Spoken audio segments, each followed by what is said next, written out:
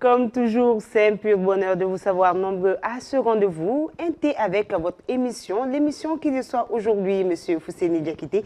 J'ai envie de le présenter comme un entrepreneur culturel. J'ai envie de le présenter comme celui qui est économiste de formation. J'ai également envie de dire qu'il est un fin stratège de la communication. Bonjour Fousseni. Bonjour. Et non moins président du réseau Kourouni. C'est ça. Comment tu vas? Très bien. C'est un plaisir de t'avoir sur ce plateau. Merci. Alors, Fousseni, on dit tu es homme de culture. On peut savoir qu'est-ce qui a motivé ce revirement de situation parce que d'économiste à homme de culture, à entrepreneur culturel, il y a un grand pas. À vrai dire, pas forcément, parce qu'à vrai dire, un économiste, c'est un artiste en fait.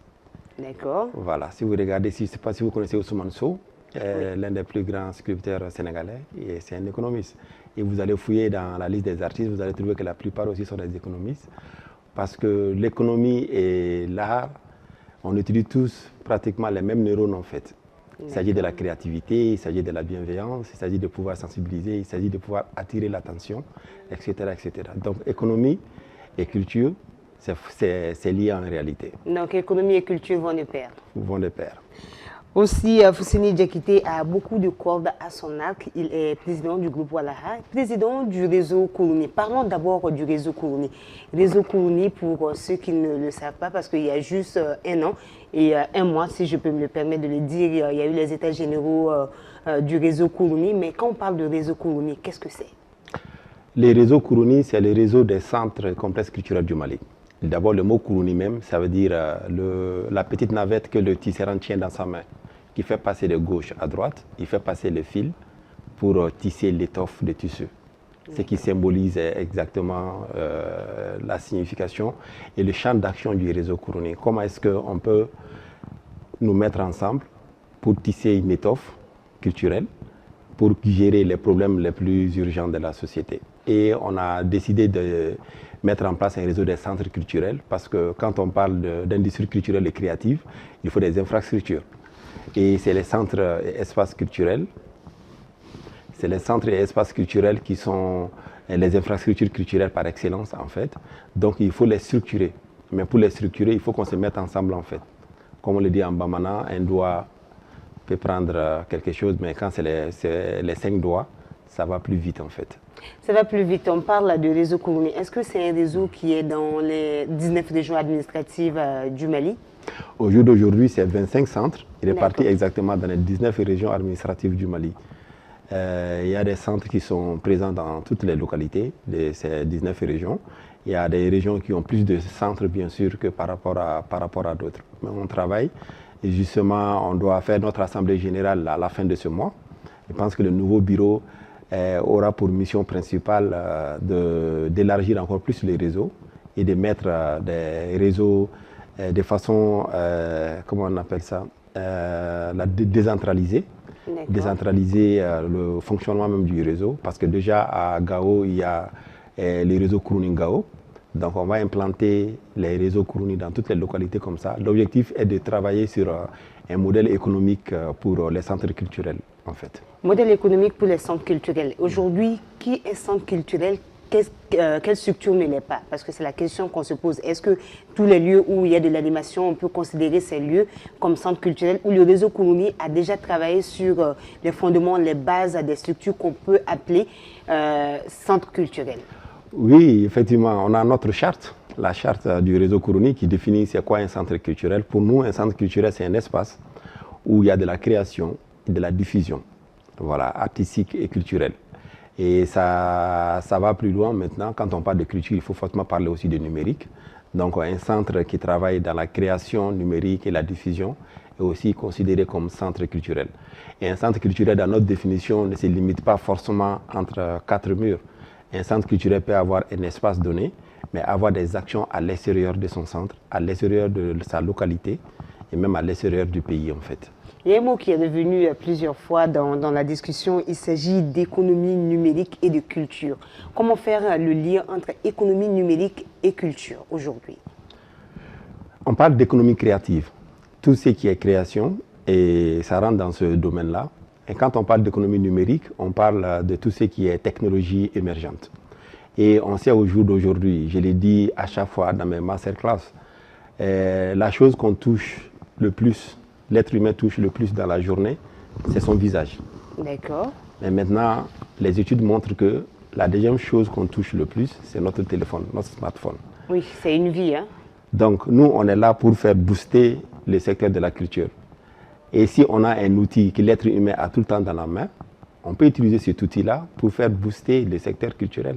D'où l'utilisation de l'économie numérique, la création d'images, la diffusion d'images, la sensibilisation, le marketing d'influence et tout ça, le marketing digital et bientôt le marketing, le IA marketing qui arrive très bientôt. Mais comment faire en sorte que cet outil soit vraiment rentable? Parce qu'on le dit, hein, la culture difficilement a du mal à faire vivre les acteurs culturels. Comment un petit objet, le téléphone portable, peut être cet outil qui va avoir un impact sur les activités culturelles et avoir des retombées financières?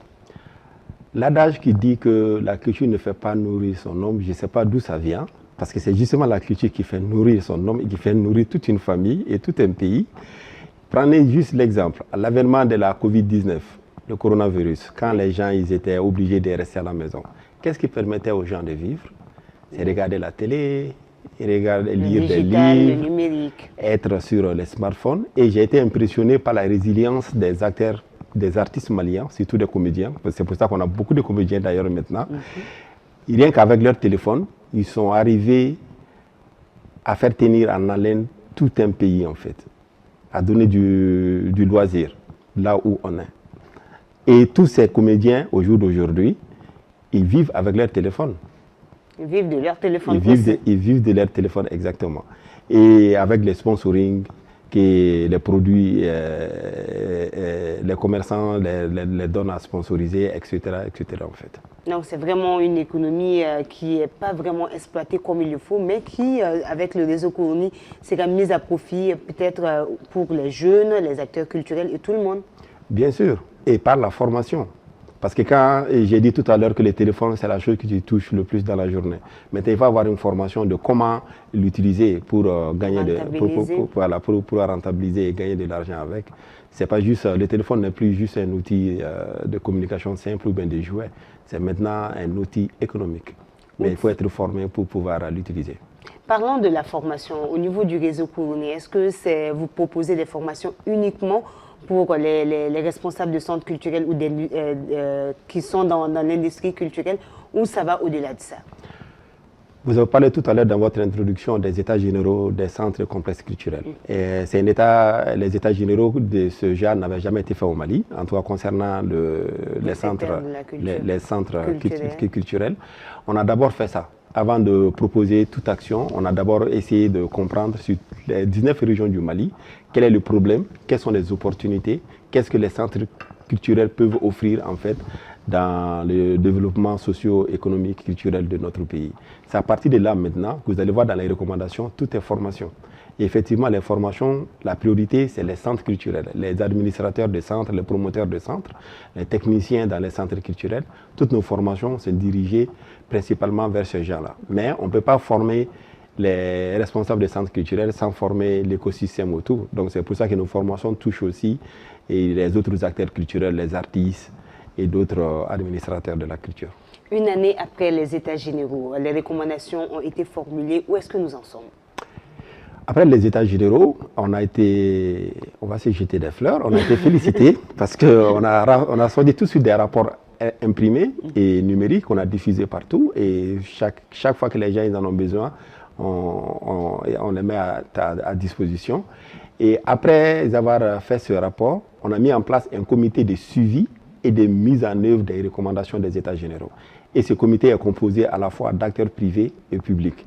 Et c'est ce comité qui essaye de mettre en place les recommandations, toutes les recommandations. Il y a eu 3 grands axes, et toutes les recommandations de ces axes-là, comment les mettre en œuvre. Et le comité a pu sortir 3 grands projets qui vont se réaliser en 2025, Inch'Allah. Et il y a même un newsletter qui donne l'avancée de la mise en œuvre de ces recommandations-là. Alors, parlons des 3 projets. On va jouer au curieux. On aimerait un peu en savoir sur ces projets qui vont voir le jour en 2025. Un tout petit peu, juste quelques points. D'accord, si ça peut permettre aux partenaires de nous faire un clin d'œil. Avec plaisir, il y a d'abord, on veut faire d'abord un répertoire des organisations et associations culturelles. Répertoire des organisations et associations culturelles. À quelle fin? Parce que tous les bailleurs dans tous les secteurs de la culture, et même le gouvernement même, on ne sait pas au jour d'aujourd'hui, il y a combien d'organisations culturelles, qui fait quoi, quelles sont les spécificités et tout. C'est vrai que le ministère de la Culture, on a travaillé avec eux d'ailleurs là-dessus pour faire un document qu'on appelait la labellisation du secteur de la culture. Ce document est toujours dans les circuits pour être validé. Mais nous, on va mettre en place un répertoire, comme un répertoire téléphonique qui vient sur le répertoire. Tout le monde sera enregistré, on sait qui fait quoi quelles sont les activités menées et leur impact. Exactement. D'accord, voilà. Le deuxième projet? Le deuxième projet, ça serait plus économique, c'est-à-dire comment trouver un modèle économique pour le secteur de la culture. Modèle économique lié à l'assurance. Parce que vous ne le savez pas, le secteur de la culture n'est pas assuré. Nos assureurs, ils n'ont pas de produits spécifiques pour la culture. Même quand on fait le festival, ils vont juste adapter un produit d'un autre secteur à la culture qui n'est pas adapté. Donc, à travers l'assurance et ces mécanismes-là, on va pouvoir mettre en place une économie circulaire, comme les tontines chez nos mamans, voilà, qui va permettre aux centres culturels et structures affiliées autour de pouvoir fonctionner de façon autonome. En fait. De façon autonome. Exactement. Et le troisième point? Le troisième projet, on va appeler ça Daman. Daman, ça serait une foire de partenariat, en fait. Voilà, on va mettre en place une foire de partenariat où des centres culturels se rencontrent et ils exposent leur savoir-faire et ils créent des projets. Et c'est aussi l'occasion pour nous de former nos collectivités à la budgétisation de la culture. Parce que nos collectivités, les mairies et autres, ils ont normalement... un fonds dédié à ça. Exactement, mais souvent, ils ne sont pas formés à la budgétisation. Comment les former à ça? Donc, ça serait une activité qui va réunir à la fois les collectivités, les acteurs privés, que j'appelle plutôt les acteurs indépendants, et aussi le gouvernement. Pourquoi cette notion d'acteur privé, d'acteur étatique? Est-ce que quelque part, il y a une certaine collaboration entre les différentes parties? Parce que je me dis, tout le monde travaille pour que la culture puisse s'émerveiller, puisse profiter à la population. Oui, parce qu'il faut savoir que l'outil culturel, c'est public. La culture n'est pas privée. C'est pour ça qu'il y a des acteurs connus chez nous qui préfèrent dire plutôt des acteurs indépendants. Nous, on est des acteurs indépendants parce qu'on utilise l'outil public pour résoudre des problèmes sociaux, culturels, économiques, etc. Donc, cette collaboration est normale. Si on utilise un outil public qui appartient à l'État, au service public, et que nous, on est des privés, donc c'est forcé qu'on travaille ensemble. Mais ça, il faut encore que nos dirigeants le comprennent. Je suis sûre qu'avec des activités telles que les initiatives telles que les réseaux Kourouni et d'autres activités que vous menez, le chemin ne sera plus long. Inch'Allah. Inch'Allah. On va marquer une petite pause, histoire de vous permettre de savourer un peu le café. Sinon, nous avons également le thé. Donc, on va aller en pause, histoire de vous faire voir la petite publicité que nous proposons et le petit projet sur le thé, parce que le thé fait partie des mains, je peux le dire ainsi, de notre culture, avec la permission de la régie, bien sûr.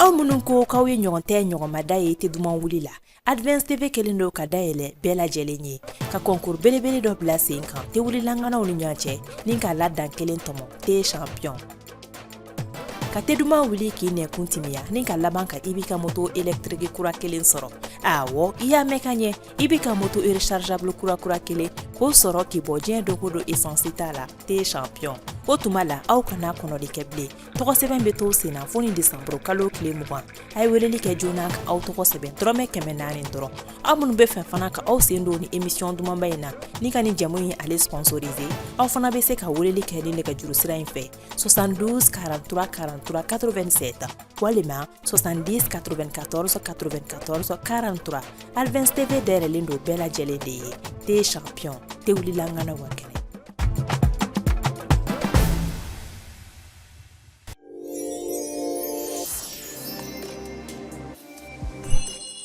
Un Conté avec qui reçoit aujourd'hui comme invité Fousseni Diakité, économiste de formation, entrepreneur culturel, non moins président du réseau Kourouni. Alors Fousseni, j'ai proposé du café. On va aller maintenant avec le thé à la malienne, le thé que nous connaissons. Vous venez juste de suivre une petite publicité là-dessus, une petite annonce pour ceux qui veulent vraiment faire partager les délices du thé. On appelle thé champion, histoire de montrer également qu'avec, en étant un meilleur faiseur de thé, on peut aussi être une personne qui peut avoir des idées. C'est pas seulement parce que je fais le thé que voilà. Donc on va recevoir Mao, qui prend toujours beaucoup de plaisir à préparer le thé qu'il nous offre. Merci. C'est sucré. Oui, c'est sucré. Tu as mis de la menthe, ou bien c'est ton petit secret? Donc, Fousseni, on a le café. Bon, je ne sais pas, tu veux faire le mélange ou... Je prends le thé. Le thé. Je vais faire comme Fousseni. Nous allons prendre un peu de thé. L'émission est intitulée Un thé avec, donc cela va de soi. C'est vrai que c'est léger, hein? Il est bon en plus. Oui, c'est très léger. Oui. Souvent, je me plains du fait qu'ils ne mettent pas assez de sucre, mais là, je pense que c'est très bon. Aussi, ne prenez pas beaucoup trop de sucre, c'est dangereux pour la santé. De manière un peu plus légère, Fousseni, on a parlé grosso modo des activités du réseau Kourouni. Bientôt, il y aura l'Assemblée générale. Est-ce qu'on peut entendre par cela que le bureau va sortir et remettre la direction du réseau à un autre bureau? Une assemblée générale veut dire ça, oui. Moi, je suis président. Il y a 2 autres personnes qui sont dans le bureau exécutif avec moi. On va présenter notre bilan et on va démissionner. Et maintenant, l'assemblée va élire une nouvelle équipe. Une nouvelle équipe. Oui. En attendant de la démission du bureau actuel, est-ce qu'on peut savoir pour 2025, au-delà des activités que vous menez, quels sont les grands projets sur lesquels vous souhaiterez travailler en collaboration avec d'autres partenaires? Parce que c'est vrai, le réseau Kourouni peut avoir ses activités, mais le réseau Kourouni peut également être un indicateur pour beaucoup qui souhaitent être aiguillés sur la situation des centres culturels au Mali. Oui, en fait, c'est les 3 projets que je viens de citer. Et si vous regardez les 3 projets, le réseau Kourouni seul ne peut pas le faire. Donc, on fait appel, même les états généraux qu'on a fait, on fait appel à l'ensemble des acteurs culturels du Mali, et même de la sous-région, et même en dehors de notre région africaine.